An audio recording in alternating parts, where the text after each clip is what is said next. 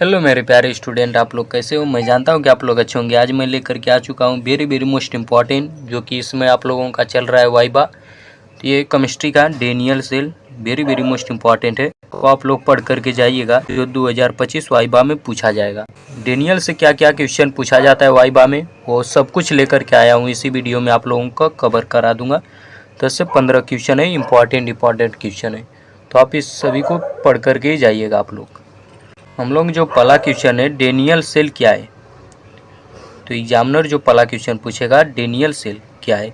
आप लोग अगर चार्ट पर या फिर अगर देखे होंगे डेनियल सेल के बारे में, तो एग्जामिनर से पहला क्वेश्चन यही आप लोगों से पूछेगा। पहला क्वेश्चन हम लोग, डेनियल सेल क्या है। तो एग्जामिनर पहला क्वेश्चन पूछेगा कि डेनियल सेल क्या है, तो हम लोगों का आंसर होगा कि डेनियल सेल एक इलेक्ट्रोकेमिकल सेल है। डेनियल सेल एक इलेक्ट्रोकेमिकल सेल है जो रासायनिक ऊर्जा को विद्युत ऊर्जा में बदलता है।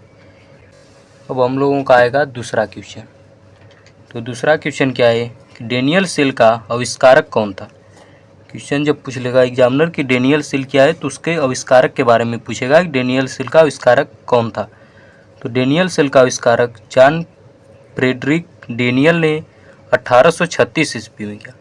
हम लोगों का तीसरा क्वेश्चन आ जाएगा, डेनियल सेल में कौन कौन से तत्व होते हैं।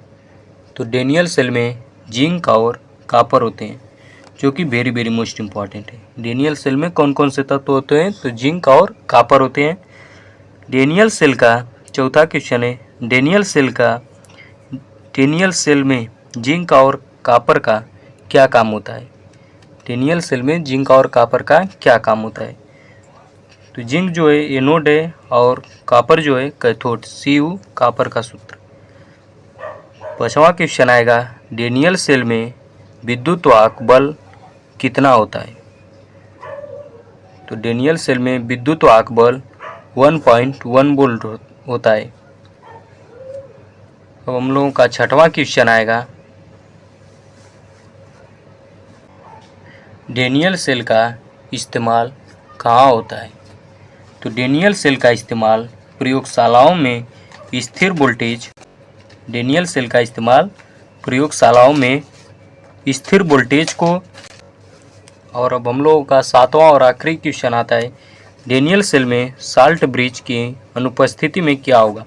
तो इस क्वेश्चन का आप लोग आंसर कमेंट बॉक्स में दीजिएगा। ये वेरी वेरी मोस्ट इम्पॉर्टेंट है, इसको भी पढ़ करके ही जाइएगा आप। तो ये था हम लोगों का 7 इम्पॉर्टेंट क्वेश्चन, जो कि वेरी वेरी मोस्ट इम्पॉर्टेंट था डेनियल सेल से रिलेटिव।